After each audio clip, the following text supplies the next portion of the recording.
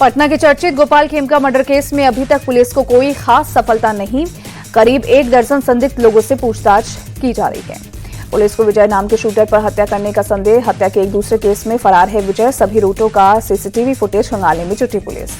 RJD नेता तेजस्वी यादव ने फिर किया ट्वीट, लिखा पटना में हत्या, नालंदा में डबल मर्डर, अपराधी मस्त, पुलिस पस्त, मुख्यमंत्री अचेत। तेजस्वी यादव के बयान पर जेडीयू नेता नीरज कुमार का पलटवार, बोले बिहार की जनता को नीतीश पर भरोसा, अपराधियों के खिलाफ सख्त कार्रवाई हो रही है। बिहार के प्रसिद्ध बिजनेसमैन गोपाल खेमका हत्याकांड पर बोले राहुल गांधी, बीजेपी और नीतीश कुमार ने बिहार को भारत की क्राइम कैपिटल बनाया। बंगाल बीजेपी चीफ सुकांत मजूमदार बोले राहुल गांधी ने लालू राज नहीं देखा है, इसीलिए ऐसा बोल रहे हैं। केंद्रीय मंत्री चिराग पासवान बोले बिहार में अपराध बढ़ना चिंता का विषय, कड़ी कार्रवाई कर उदाहरण पेश करना होगा। पटना में गोपाल खेमका के बाद अब स्कूल संचालक की हत्या। राजधानी से सटे दानापुर के जीएवी के पास गोलियों से भून डाला। स्कूल संचालक अजीत कुमार स्कूटी से अपने घर लौट रहे थे। घात लगाए अपराधियों ने सिर में मारी गोली। जांच के लिए एसआईटी का किया गया गठन। बिहार के मुजफ्फरपुर में इंजीनियर की हत्या। लूट के दौरान पत्नी बेटे के सामने मारा चाकू। मोहम्मद मुमताज का खून से लथपथ शव मिला। 18 जुलाई को प्रधानमंत्री मोदी का बिहार के मोतिहारी में कार्यक्रम। प्रदेश बीजेपी अध्यक्ष दिलीप जायसवाल ने की जानकारी।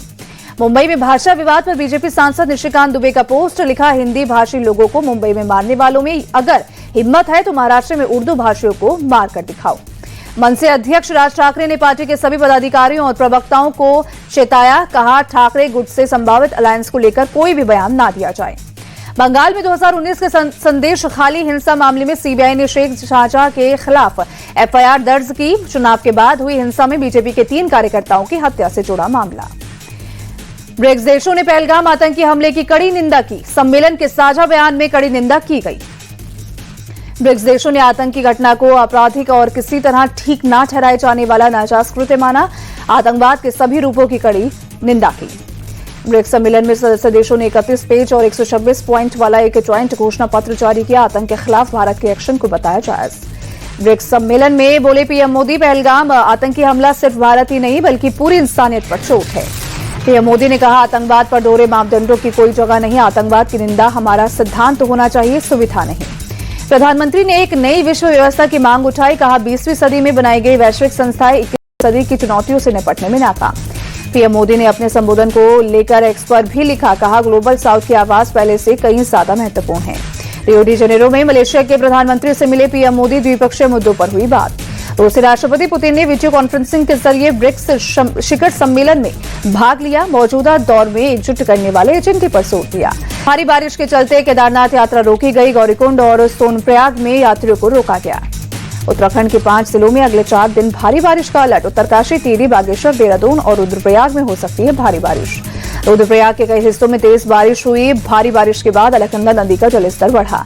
मंडी में पिछले सोमवार को बादल फटने की घटना में मृतकों की संख्या बढ़कर हुई 78। सार्वजनिक सुविधाएं अभी भी प्रभावित। दिल्ली एनसीआर में बदला मौसम का मिजाज। सुबह सुबह शहर के कई हिस्सों में हुई तेज बारिश। चिलचिलाती गर्मी से लोगों को मिली राहत।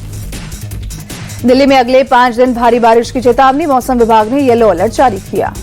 गुजरात के नवसारी में भारी बारिश के बाद जैसे हालात। पूर्णा नदी का जलस्तर बढ़ा।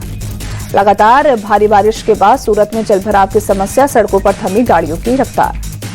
पालघर में बारिश के मद्देनजर आज स्कूल कॉलेज बंद। मौसम विभाग ने जारी किया अलर्ट। मूसलाधार बारिश की चेतावनी।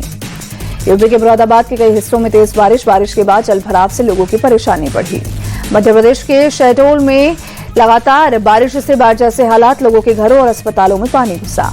जबलपुर में बरगी बांध के खोले गए 9 गेट। बीते कई दिनों की बारिश से बांध हुआ लबालब। पंजाब और हरियाणा में अगले 2 दिन भारी बारिश की चेतावनी। मौसम विभाग ने जारी किया अलर्ट। रांची शहर के कई हिस्सों में तेज बारिश। भारी बारिश से ही जगहों पर जलभराव। ट्रैफिक हुआ स्लो। ओडिशा के झारसुगुड़ा में हुई भारी बारिश से निचले इलाकों में बाढ़ जैसे हालात। प्रशासन की पूरी हालात पर नजर। बिहार के दरभंगा में मोहर्रम के जुलूस के दौरान दरोगा पर चाकू से हमला। पुलिस ने आरोपी को किया गिरफ्तार। बिहार के समस्तीपुर में मोहर्रम के जुलूस के दौरान उपद्रवियों का हंगामा। पूजा घर में तोड़फोड़। पुलिस ने मामला शांत कराया। यूपी के लखीमपुर खीरी में मोहर्रम जुलूस के दौरान पत्थरबाजी। पुलिस ने 4 लोगों के खिलाफ एफआईआर दर्ज की। लखीमपुर खीरी में हाई टेंशन लाइन पर गिरा 90 फीट का ताजिया। मौके पर मची भगदड़। लोग बाल बाल बचे।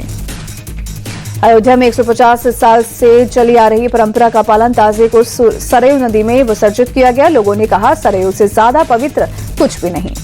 मुजफ्फरनगर में मोहर्रम के जुलूस के दौरान हनुमान मंदिर को एहतियातन लाल कपड़े से ढका गया। जुलूस के दौरान मंदिर को कपड़े से ढकने की है पुरानी परंपरा। मेरठ के जानी क्षेत्र में 23 जून को हुए सुभाष हत्याकांड में सनसनीखेज खुलासा। पत्नी और बेटी ने अपने प्रेमियों से करवाई थी सुभाष की हत्या। पत्नी और बेटी के अवैध रिश्तों का विरोध करने पर सुभाष की हत्या। पुलिस ने आरोपी पत्नी और बेटी के साथ दोनों के प्रेमियों सहित 5 लोगों को हिरासत में लिया। गाजियाबाद में गौकशों से पुलिस की मुठभेड़, 2 बदमाश गिरफ्तार। चोरी की वारदात को भी देते थे अंजाम। लखनऊ में साइबर ठगी का एक और मामला आया सामने। फर्जी सीबीआई अधिकारी बनकर लोगों से की गई 47 लाख की ठगी।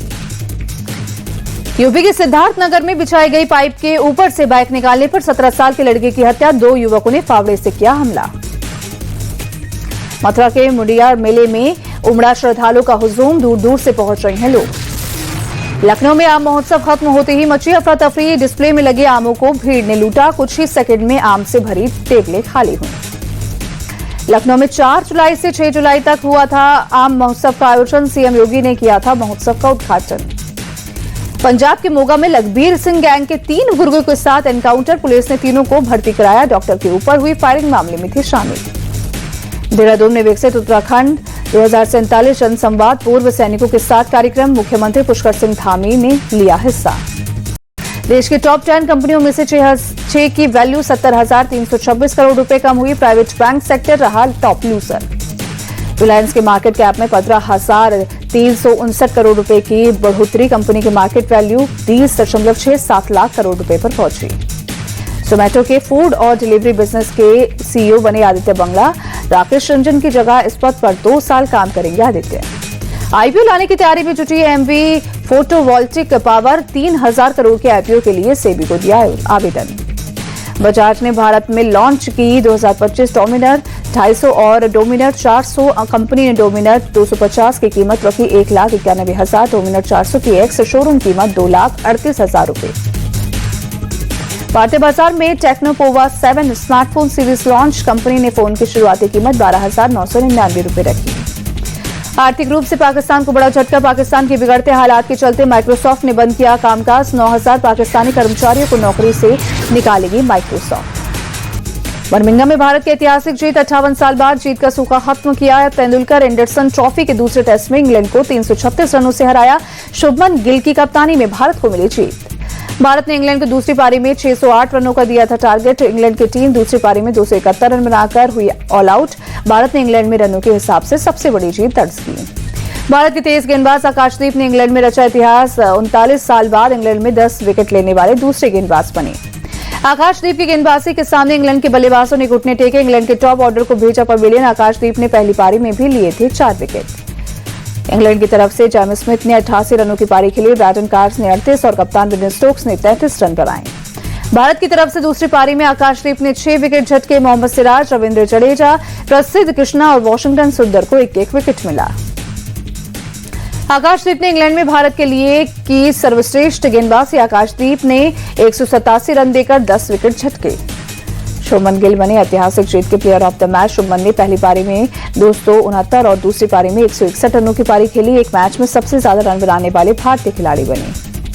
पूर्व भारतीय विकेटकीपर सैयद किरमानी ने दिया शुभमन गिल पर बयान। बोले भविष्य में टीम इंडिया के फैब 4 का अहम हिस्सा होंगे गिल। इंग्लैंड की पिचों का डटकर किया सामना। दिखाया बल्ले से दमदार प्रदर्शन। विराट कोहली के बचपन के कोच राजकुमार शर्मा ने की शुभमन गिल की तारीफ। बोले अपने ही जीवन के सर्वश्रेष्ठ फॉर्म में गिल। विराट कोहली और सचिन तेंदुलकर बनने की राह पर शुभमन गिल। भारत के पूर्व तेज गेंदबाज अशोक डिंडा ने दिया भारत टेस्ट सीरीज पर बयान। बोले टीम इंडिया के पास अच्छा पेस अटैक। भारतीय गेंदबाजी अटैक से घबराई इंग्लैंड क्रिकेट टीम। बीसीसीआई के बड़े फैसले के बाद जीपीएल लीग में खेलते दिखेंगे नीतीश राणा। दिल्ली प्रीमियर लीग में नीतीश राणा को वेस्ट दिल्ली अलायंस टीम ने खरीदा। जीपीएल के अलावा नीतीश घरेलू क्रिकेट में दिल्ली के लिए खेलेंगे क्रिकेट।